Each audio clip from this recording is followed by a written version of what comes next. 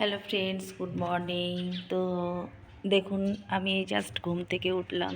ঘুম থেকে উঠেই বেরিয়ে আসলাম বাইরে। বাইরে এসে দেখছি যে হালকা একটু রোদ এসছে, কারণ গত দুদিন ধরে কিন্তু একদমই রোদ দেয়নি। তো আজকে ভাবলাম তাহলে ঘুম থেকে উঠে আগে উঠোনে যাই, উঠোনে গিয়ে একটু রোদে বসি, তারপর চা খাওয়া হবে। সকালে প্রথমেই আমি রাতের বাসনগুলো কলতলায় নিয়ে গিয়ে ভিজতে দিয়ে নিচ্ছি। ভিজিয়ে রাখলে ধুয়ে নিতে একটু সুবিধা হয়, কারণ শীতকালে অনেক বেশি শুকিয়ে যায় বাসন। আর এদিকেও একটা বালতি ধুয়ে নিচ্ছিল, এই বালতিটা দিয়ে গরুকে খাবার দিয়েছিল, তাই আমি বললাম ওকে ধুয়ে নিতে। তো ব্রাশ করে এবার আমি চলে যাব কিচেনে।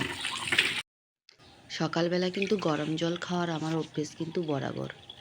আর এমনিতে তো শীতকালে গরম জল খেতেই হয়, কারণ জল তো এত ঠান্ডা।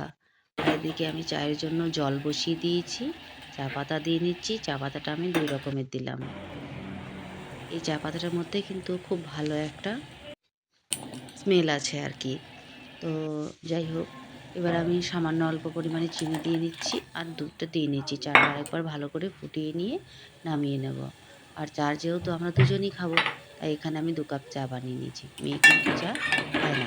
আর চায়ের সাথে আমাকে কিন্তু একটু হালকা কিছু খাবার খেতেই হয়, তাই আমি একটু খাবারও খেয়ে নিই চায়ের সাথে। আর শীতকালের দিনে কিন্তু সকালবেলা একবার চা খেয়ে হয় না, একবার চা খেয়ে কিছুক্ষণ পর আবারও চা খেতে ইচ্ছে করে। তো যদিও কোনো দিন হয়তো বানানো হয় না কাজের জন্য, কিন্তু 2-3 বার চা খেতেই হয় সকালবেলা। তো আমি এখানে বিস্কুট আর চা নিয়ে নিয়েছি। বিস্কুটও কিন্তু অনেকগুলোই নিয়েছি, কারণ আমরা দুজনেই খাবো। আর এদিকে অনেকগুলো জামা কাপড় জড়ো হয়ে আছে, তো এগুলো এখন আমি সাবানে ভিজতে দেবো, তারপর কেচে নেব। তো চলে গেছি এবার আমি গোয়ালঘরে গিয়ে আমি দুধ দুয়ে নিচ্ছি। দুধ দেওয়ার পর বাকি কাজকর্মগুলো সেরে নেব। ক্যামেরাটা কিন্তু আমি একাই নিজেই ধরেছি, তাই কিন্তু ছবিটা এইভাবে আসছে। তো বন্ধুরা, চলো পরের ভিডিওতে আবার দেখা হচ্ছে। টাটা। ঘাটায় পেট